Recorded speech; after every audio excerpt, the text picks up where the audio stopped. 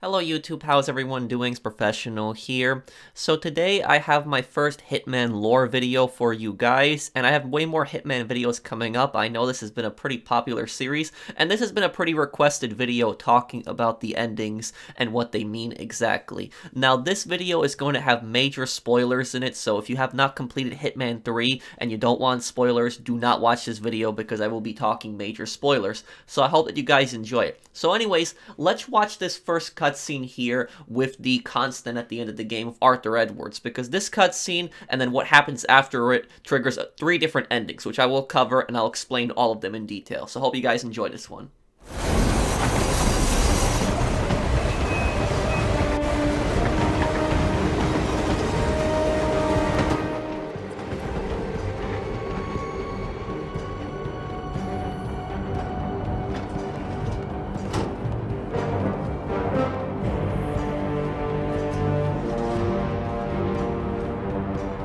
I don't suppose there's any point calling for help. No. Seems I brought this on myself. Well played, Miss Burnwood. Do you really think she'll be able to resist all that power? This is not how people work. She rejects the power, not the responsibility. A noble idea. But please join me in the real world. I trust you already know what this is. Why not simply take it? Embrace who you were always meant to be. No, never again. Well, I had to try. Go on then. Do your thing. At least I die knowing who I am. So it's important to understand a little bit of backstory here. So Agent 47 was actually cloned by Dr. Ortmeyer, a crazy German scientist who ran an asylum in the 1960s inside Romania. The asylum was actually a disguise for Ortmeyer's devious experiments. But anyways, while 47 was growing up in the asylum, he actually befriended another clone named Subject 6, who this turns out to be Lucas Gray. Now, Lucas Gray was 47's best friend when they were both growing up in the asylum, and both of them were actually bred to be professional killers. And Ortmeyer was actually working for Providence. Now, Providence, they're the main antagonists in the Hitman series. Providence are basically world government, so they're a bunch of these evil people, like really top CEOs, top bankers, who secretly control the world's governments, and whenever there's wars and conflicts around the world, Providence plays both sides of it. They did the same thing during the Cold War, especially with Janus, their founder, being a former KGB operative. So Providence pretty much has a hand in everything. But anyways, Ortmeyer had designed these clones for Providence to be basically used as assassins. But what happened was 47 and Lucas Gray never wanted this type of life, and they actually ended up escaping. Now, they ended up escaping and actually escaped to a village where they were actually taken in. And what ended up happening was Providence had actually located both Lucas Gray and Agent 47, and they actually murdered every single person in that village. And Lucas Gray actually explains this in the final cutscene in the Colorado mission. We need to end this now. I ran away as a boy. My friend and I, away from that place. We came upon a small farming community. The people were dirt poor, but this woman, she took us in. We were awakened the next morning by the shots. A dozen people lay face down in the snow. Our warden didn't like to leave witnesses. They shot the woman and her family last. They made sure that we watched the whole thing. This is your gift, the warden told us. Your gift and your curse. Touching lives only by ending them. You know him.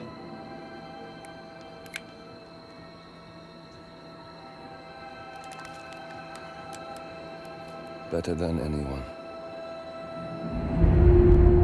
Over the next several years, 47 and Lucas Gray would carry out different assassinations on behalf of Providence, which Dr. Ortmeyer was a member of. And one of these assassinations was actually Diana's parents. Now, the reason that 47 and Lucas Gray were hired to kill Diana's parents is because in 1985, an evil corporation by the name of Blue Seed Pharmaceuticals had leaked dangerous chemicals into the water supply. Now, it's never been cleared up exactly what this type of water supply was, whether this was a lake or a river, but this was some place where a lot of people got their water from. And what ended up happening was 80 people died from poisoning. So they died from poisoning, they died from various illnesses. One of the victims of this was Diana's younger brother James, who actually passed away 4 years later in 1989. Diana's parents never let this go and actually pursued several legal cases against Blue Seed Pharmaceutical. Now, Blue Seed Pharmaceuticals, they were a member of Providence, so they had direct ties to Providence. They had gotten Dr. Ortmeyer to send out Lucas Gray and 47 to kill Diana's parents. Shortly afterwards, Lucas Gray and 47 tried to stage their own rebellion and escape. They wanted to have free will, they wanted to be able to live their own lives. And what ended up happening was Ortmeyer was very well aware of this and had kept track of them. Now, both 47 and Lucas Gray tried to escape, and 47 basically sacrificed himself so that Lucas Gray could escape. Lucas Gray escaped, and Ortmeyer had assumed that he had died, as well as Providence. But Lucas Gray didn't die. He changed his name from Subject 6 to Lucas Gray. 47, on the other hand, he was actually captured by Ortmeyer, and he was given an injection. And this is actually the same injection that Arthur Edwards actually offers 47 at the end of the game. What this injection basically does is it makes the subject forget all of their past memories, so basically erases their entire mind. So everything that they've had in the past, it doesn't seem to erase their skills, so skills that a subject may have, such as, assassinations, which 47 has, it doesn't seem to erase that. But what it does erase is it erases personal memories of that person. And that's exactly what happened to 47. He had his personal memories erased. Now, in the years that followed, what happened was Lucas Gray kept an eye on 47, but he still was in hiding. And he ended up taking a job as head of security for Milton Fitzpatrick. Now, Milton Fitzpatrick, this is a finance firm that has direct ties to Providence. And what actually happened was Lucas Gray found out that his employer, Eugene Cobb, was actually directly tied to Providence. And he said to himself that he's never going to be able to shake these guys. He's never going to be able to fully escape from them. So he decided to take them down once and for all. So Eugene Cobb was his first victim. And then what ends up happening is he manipulates the ICA in order to kill off the majority of Providence. Lucas Gray was depicted as the antagonist in Hitman 1, but he was actually a false antagonist. The real antagonists and the real bad guys in this series were Providence, the world government. Now, moving on to Diana. In the second to last mission, the farewell, at the very end of it, 47 figures out that Diana probably betrayed him because of her deal with Edwards. Now, we see this cutscene in which Diana poisons 47, and she poisoned him at the beginning of the mission simply by touching him. Now, this got me and a lot of players puzzled at first, but I'm going to say, Diana did not betray 47. She didn't. She did the exact same thing that she actually did in Blood Money. Now, going back to Blood Money, in that game, at the very end of it, what actually happened was the franchise arrival to the agency had actually killed pretty much all of the agency's operatives except 47 and Diana.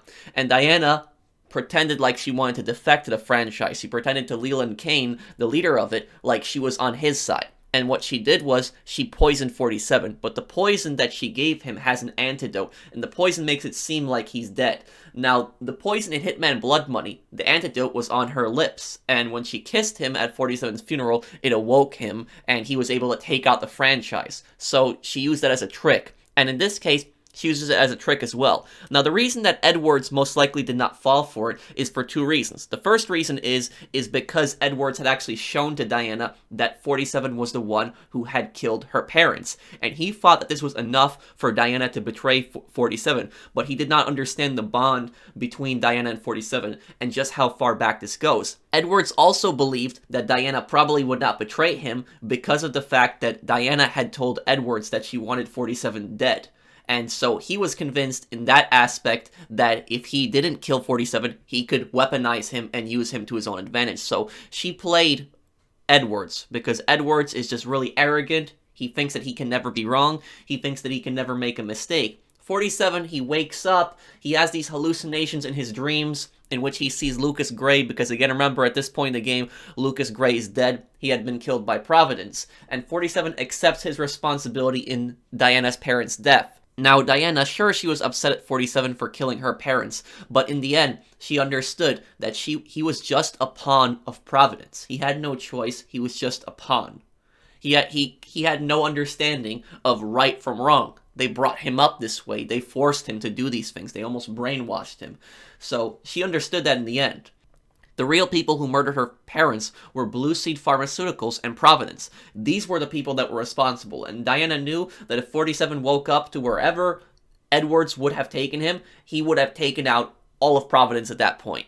And now here we come to the ending of the game. Now in the ending, when you finally confront Edwards, you have 3 choices. Now, the first choice is to simply kill him, and 47 exits the train. I think this is the choice that most people did on their first attempt. This is what I also did.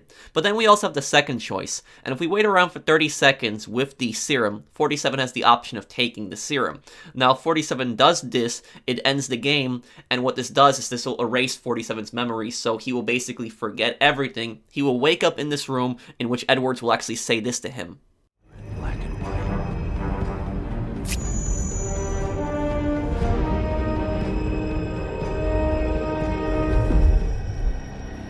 Thank you, my friend. I will take care of you now. All will be well. Wake up. Wake up, my friend. It's the dawn of a new day, and you have things to do.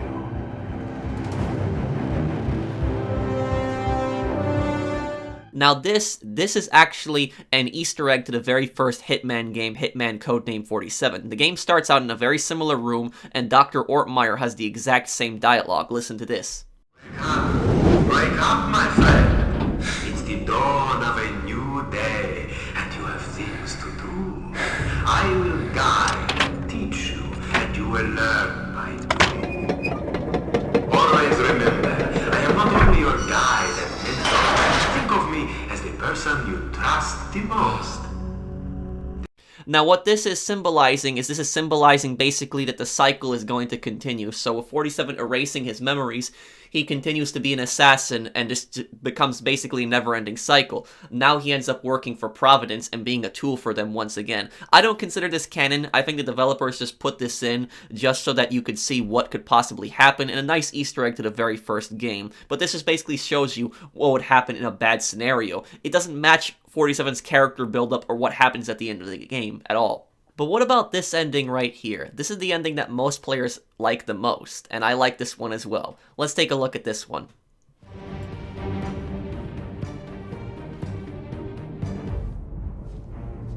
What are you doing? No! No! This is what it means to lose everything. You're making a mistake. It's mine to make. Oh.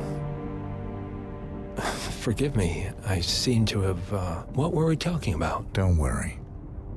We were done.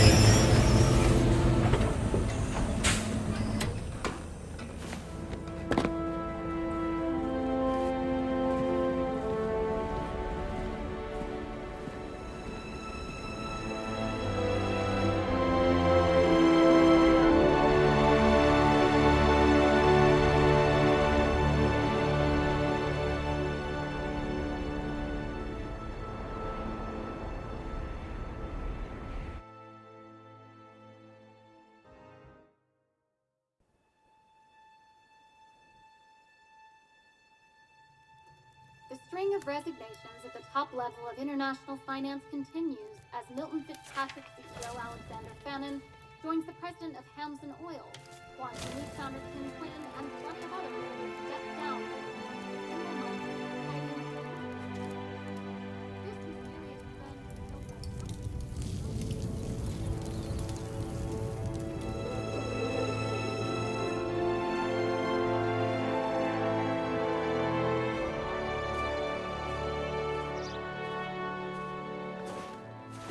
It's been a long time, Agent 47.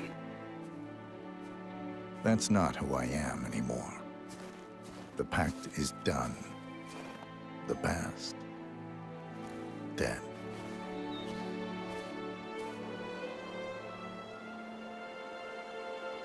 And yet, here you are.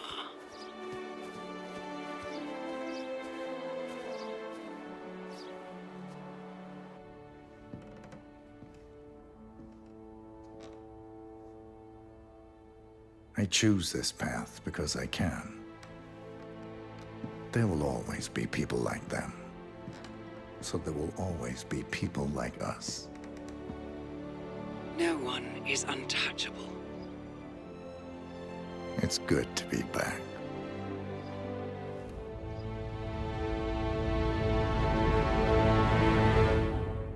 Now this ending, I just absolutely love this ending, and there's just so much to break down here.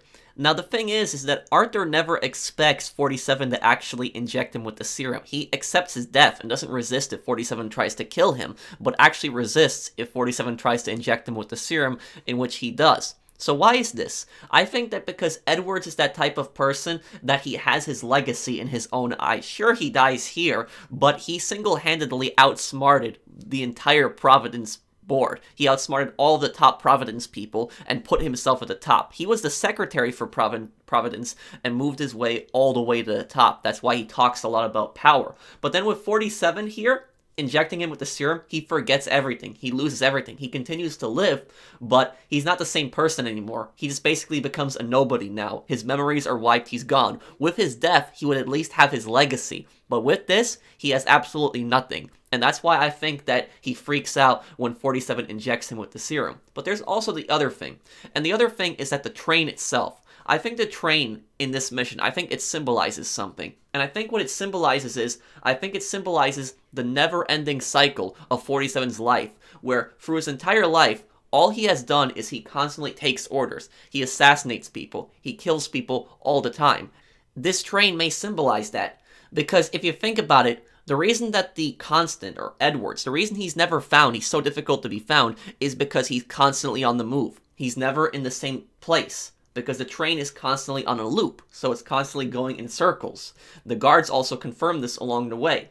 Now, 47 at the end, he stops the train. He puts an end to the cycle. He decides on his own that what he wants to do with his life. And when Edwards actually says to him, "You're making a mistake," what does 47 say to that? He says, "It's mine to make," because he's choosing to make that mistake. He's not taking orders anymore. He's not taking orders from ICA. He's not taking orders from Providence. He wants to be himself. And this is exactly what Lucas Gray had taught him. Lucas Gray had taught him free will, that there is more to life than constantly doing these killings, constantly doing these missions. He should choose to be his own person. And 47 sacrificed himself so many years ago so that Lucas Gray could escape. And when Lucas Gray was pinned down by the Providence agents, he knew that 47 would have no chance on taking them all down. So he sacrificed himself so that 47 could live.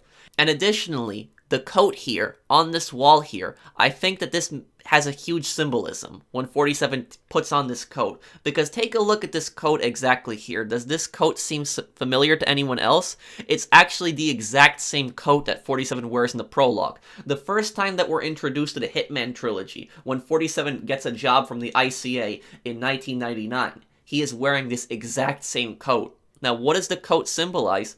I think the coat symbolizes a fresh start, because that's where 47 got his start with the ICA, when he was wearing that coat. And now he's wearing this coat again.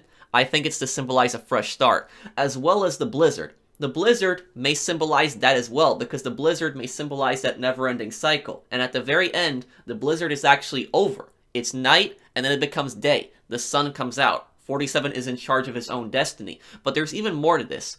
When 47 is actually jogging to Diana's cabin, he is actually wearing this beanie on his head. He's wearing kind of this, tracksuit jacket when he's running through the snow. And this is actually also important, because in the very first cinematic for the Hitman trilogy, for Hitman 1, the very first reveal that we got for that, this is the cinematic 2015 trailer that a lot of people know. In that, we see 47 jogging in a snowy environment with a jacket and with a beanie. Now, the jacket is not the same, but the beanie is very similar. But in both aspects, he's jogging, and this is the first time that we're introduced to Hitman 2016. And in the final cutscene in the game, he's also jogging through the woods, which I think that this represents a fresh start. But also, 47 says, "I choose this life because I can." Now, we don't know what 47 was doing in that time, in that whole 1 year period, but he came to the conclusion that he's going to decide on his own that he wants to take down these evil people, and he's probably asking Diana in this case to work with him. Now 47 came to the conclusion that even though Providence is dismantled, Providence is gone, there is always going to be people like Edwards, there is always going to be bad, evil people in the world, and then 47 says there's always going to be people like us, when he says himself and Diana, there to stop them. Now, 47 is not a good guy, but he's not a villain at the same time. He's maybe more of an anti-hero. Because if you think about it, pretty much every single target that 47 takes down are evil people. Pretty much all of the people that 47 takes down are evil people. And I know some people might say, you know, he kills innocent people on missions, but the game really wants you to do it silent assassin. You're only really supposed to kill the target. Sure, you have that option, but you're only really supposed to kill the target. And I know some people might say that in Hitman Blood Money, he also killed the mailman.